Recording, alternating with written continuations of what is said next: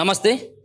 BJP కేంద్ర కార్యవర్గంలో రాష్ట్రం నుంచి ఎవరికి కూడా ప్రాధాన్యత లేదు, ప్రాతినిధ్యం కూడా కల్పించలేదు అంటూ చాలామంది బీజేపీ పార్టీ ముఖ్యంగా తెలంగాణ పైన ఫోకస్ పెట్టింది అని చెప్పేసి ఇన్ని రోజులు వస్తున్నటువంటి వార్తల్లో ఎట్లాంటి నిజం లేదు. అందుకోసం అని చెప్పేసి బీజేపీలో ఉన్నటువంటి రాష్ట్ర నాయకత్వానికి ఎక్కడ కూడా అవకాశం కల్పించలేదు అనేది ఒక వాదన కనబడతా ఉంది.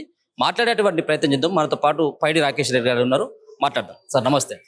సార్, ఒక పక్కన బీజేపీలో ఇంతకుముందు ముగ్గురికి ఉండేది అవకాశం, సో కేంద్రంలో ఉన్నటువంటి బీజేపీ పార్టీలో ఆ కార్యవర్గంలో, సో బీజేపీ పార్టీకి ఉన్నటువంటి ముగ్గురిని తీసేసి ఒక్కరు కూడా అవకాశం ఇవ్వలేదు అనేటువంటి ఒక వాదన వినపడుతుంది. ఎందుకు బీజేపీ పార్టీ తెలంగాణ అంటే ఇంట్రెస్ట్ లేదా, లేకపోతే తెలంగాణలో ఉన్నటువంటి నాయకులు అంటే ఇష్టం లేదా, ఏం జరిగింది సార్? ఇప్పుడు రాబోయే రోజులలో జరిగే 7 రాష్ట్రాల ఎన్నికల దృష్ట్యా ప్రత్యేకంగా తెలంగాణ కొందరు సీనియర్ నాయకులు బాధ్యతలు అప్పచెప్తున్నారు. కాబట్టి ఆ బాధ్యత ఈ బాధ్యత ఎందుకంటే మాకు ఇంపార్టెంట్ ఈ నెక్స్ట్ ఇయర్ జరగబోయే 7 రాష్ట్రాల ఎన్నికలు, గుజరాత్ కావచ్చు, యూపీ కావచ్చు, ఆ రాష్ట్రాలకు స్పెషల్గా ఇన్ఛార్జీలు పెడుతున్నారు ఎన్నికల పరిషత్. కాబట్టి వాళ్ళు 2 బాధ్యతలు సమన్వయం చేసుకోలేరని ప్రత్యేకంగా బాధ్యతలు ఇస్తున్నారు. ఒక పక్కన ఉన్నటువంటి ఆంధ్రప్రదేశ్లో ఉన్నటువంటి వాళ్ళకి ముగ్గురికి అవకాశం కల్పిస్తే ఉన్నటువంటి ఇక్కడ ముగ్గురిని తీయడానికి ప్రధానమైనటువంటి కారణం ఏముండొచ్చు? కొందరికేమో కొంత మంత్రి పదవి ఛాన్స్ ఉన్నదని అంటున్నారు. మాకు కూడా మాలాంటి వాళ్ళ అభిప్రాయం కూడా ఏంటంటే కొద్దిగా కేంద్ర మంత్రి వర్గంలో ఎవరికైనా అవకాశం వస్తే కొన్ని నిధులు ఎక్కువ తీసుకోవచ్చు. తెలంగాణకి ఇప్పటికే బుల్లెట్ ట్రైన్ లాంటి రీజనల్ రింగ్ రోడ్ కావచ్చు, చాలా రకాలుగా వేలాది కోట్ల నిధులు వస్తున్నాయి. ఇది డబుల్ ఇంజన్ సర్కార్కి ఒక నమూలుగా చూపించచ్చు అని మా అభిప్రాయం.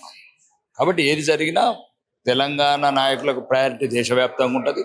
రెండోది, రానున్న కేంద్ర మంత్రివర్గంలో తెలంగాణ సీనియర్ నాయకులకు అవకాశం దొరికే అవకాశాలు ఎక్కువ ఉన్నాయని చెప్తున్నారు. సో అంటే కేంద్ర మంత్రి పదవి 1-2 వచ్చేటువంటి అవకాశం ఉందా మీకున్నటువంటి? మేము కోరుకుంటున్నాం.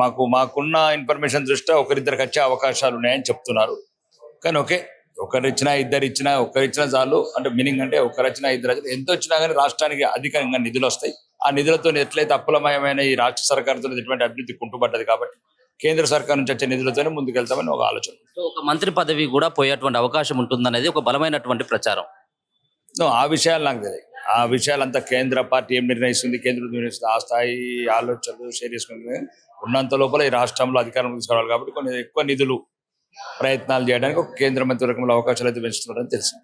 సో ఒక పక్కన ఖర్గేను అవమానించింది బీజేపీ పార్టీ, ఒక పక్కన ఆయన నిల్చున్నటువంటి చోటుని పాలతో శుద్ధి చేసేటువంటి కార్యక్రమాన్ని ఎంచుకున్నటువంటి బీజేపీ పార్టీకి రానున్నటువంటి భవిష్యత్తులో బుద్ధి చెప్పాల్సిన అవసరం ఉందంటూ చాలా మంది, ముఖ్యంగా దళిత సామాజిక వర్గం నుంచి చాలా మంది దీన్ని ఎత్తి చూపుతున్నటువంటి పరిస్థితి కనబడతా ఉంది. దానిపైన మేము దళిత సోదరులకు చెప్పేది కూడా ఒకటి, ఇష్యూ గురించి నాకు అంత బ్యాక్గ్రౌండ్ తెలియదు. కానీ ఒకటి మాత్రం ప్రతిసానికి ఇప్పుడు ఖార్గే గారిని ఫస్ట్ దేశ వ్యతిరేక చర్య నినాదాలు, ఇక్కడ కులాలు ముఖ్యంగా భారతీయులుగా చూడండి.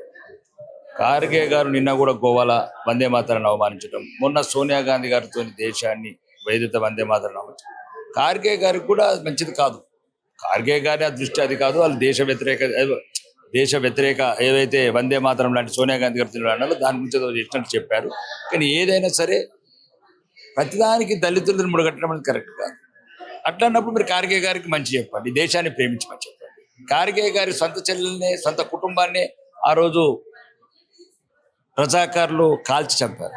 అవి కూడా మర్చిపోకండి. ప్రతిదీ ఏదైనా కానీ దళితులకి ఏమైనా అన్యాయాలు జరుగుతుంది అందరికన్నా ముందు స్పందించేది భారతీయ జనతా పార్టీ. దళితులు ముఖ్యంగా హిందువులు అన్నారు వాళ్ళు. అట్లాంటి ప్రత్యేక ఏం లేదు. అదొకటి ఏదైతే దేశ వ్యతిరేకంగా ఏదైతే మాట్లాడుతున్నారో కొన్ని వినాదాల మీద దేశాలు తప్ప దానికి దళితులకు సంబంధం. 22A కింద ఉన్నటువంటి ఆ భూములు ఏవైతే ఉన్నాయో వాటిపైన నిన్న రాష్ట్ర మంత్రి పొంగులేటి శ్రీనివాసరెడ్డి సైతం కూడా క్షమాపణ చెప్పడం జరిగింది. సో దాన్ని ఎత్తేస్తున్నామని చెప్పేసి కూడా నిన్న ఆయన మాట్లాడడం జరిగింది. సో ఎందుకోసం దీన్ని తీసేయాలని చెప్పేసి అనుకున్నారు? 22A ఎందుకు తీసుకొచ్చేటువంటి ప్రయత్నం చేసిన అనుకోవచ్చు?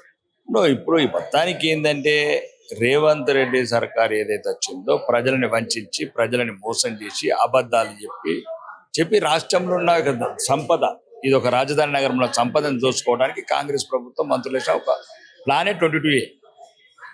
దళితుల స్థలాలు 50 ఏళ్ల కింద వాళ్ళకి ఇచ్చిన స్థలాలు, 60 గజాల కట్టుకున్న ఇల్లు, అవి 22A పెట్టడం ఏంటి? వాళ్ళ ముసుగులు అవి రికవరీ చేసుకుంటా వీళ్ళ కంపెనీలకు, దీనికి వీళ్ళ సోదరులకు, వీళ్ళ కుటుంబాలకు పంచుకోవడానికి తీసుకున్న ఈ నిర్ణయము. కాబట్టి తెలంగాణ ప్రజలు కూడా ఆలోచించుకోవాలా. ఉచితాలు చెప్పి అమలుగానే వాగ్దానాలు చేసిన నాయకులకు మీరు ఓట్లు వేస్తే ఇట్లనే ఒక బంగారు కాని లాంటి హైదరాబాద్ దోసుకుంటా లక్షల కోట్లు దోసుకుంటారు. వీళ్ళు పేదలకు అన్యాయం చేస్తారు ఒకవైపు, లక్షలాది కోట్ల భూములు దోసుకుంటారు ఒకవైపు. ఈ 2 తెలంగాణ ప్రజలు గమనించాలా. మిమ్మల్ని అమాయకులను చేసి ఉచితాలు పెట్టి అమలుగాని వాగ్దానాలు చేసి కులుకుతున్నారు, గద్దెలెక్కిండ్రు. తెలంగాణ ప్రజలకు చెప్తాను, దయచేసి అమరవీరులు కోరుకున్న స్వప్నాలు ఇవి కావు. అమరవీరులు ఇవి కోరుకోలేదు. తెలంగాణకు ఏదైతే ప్రత్యేక రాష్ట్రం వస్తే ఆత్మహత్య చేసుకున్నారో బిడ్డలు, ఇది కోరుకోలేదు. పేదల భూములు లాక్కోవడానికో లేకపోతే వాళ్ళ రియల్ ఎస్టేట్ కంపెనీలకు లాభపడడానికో తీసుకున్న నిర్ణయాలు కాదు. ఇది రేవంత్ రెడ్డి సర్కార్ ఆడుతున్న ఒక పెద్ద క్రూరమైన క్రీడ.